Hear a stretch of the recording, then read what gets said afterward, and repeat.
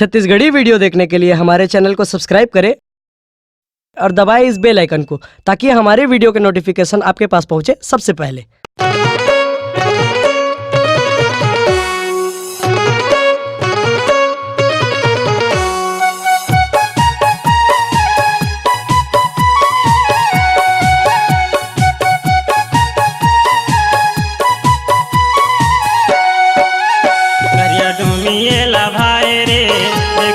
टूरिल बड़ा साथ लागे करिया डूमिए ला भाई रे, देखे के टूरिल बड़ा साथ लागे।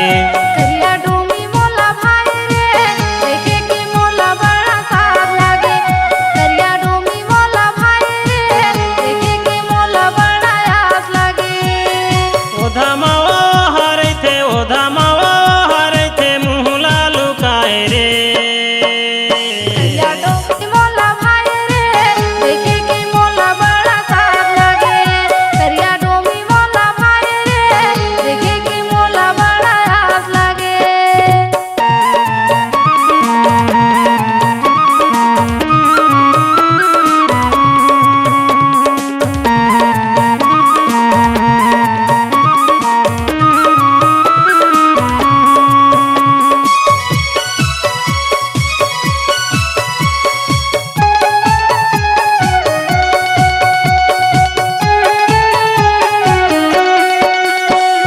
चुपे चुपे रहते वोहा भीतरीम लुकाय, चुपे चुपे रहते वोहा भीतरीम लुकाय।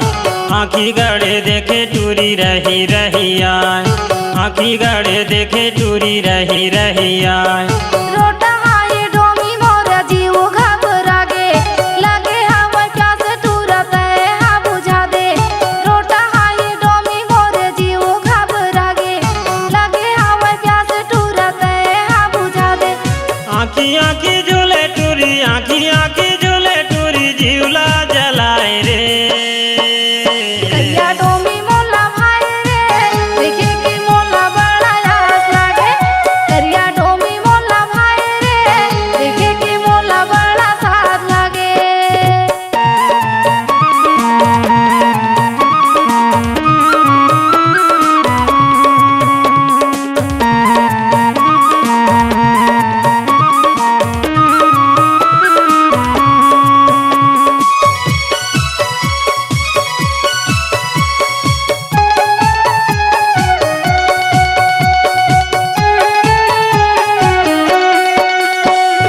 पीला नहीं तो पावे रहते बैठे सन्नाय, पीला नहीं तो पावे रहते बैठे सन्नाय।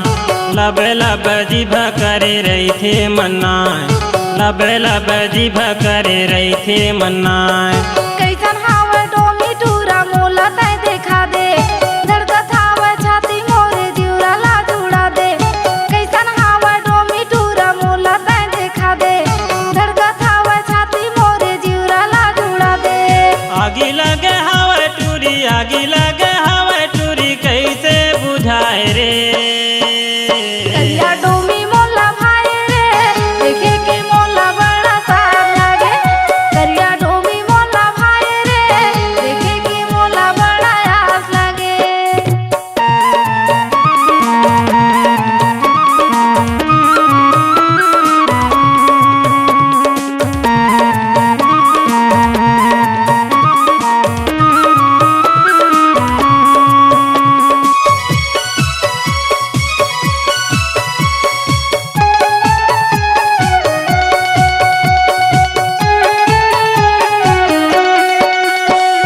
पाजथे छेदा ओहा चुपे बुलक जाय, पाजथे छेदा ओहा चुपे बुलक जाय। करिया करिया दिखे टूरी भाटा डोमी ताय, करिया करिया दिखे टूरी भाटा डोमी ताय। भारी सुगर दिखे टूरा मन मोर लुभाय, चढ़ती जवानी मोरे तन मन सहाय। भारी सुगर दिखे टूरा मन मोर लुभाय, चढ़ती जवानी मोरे तन मन सहाय। रस भरे हवा टूरी, रस भरे हवा टूरी, मऊहा का सुचवाए रे। करिया डोमी मोला भाई रे, देखे के मोला बड़ा साथ लागे। करिया डोमी मोला भाई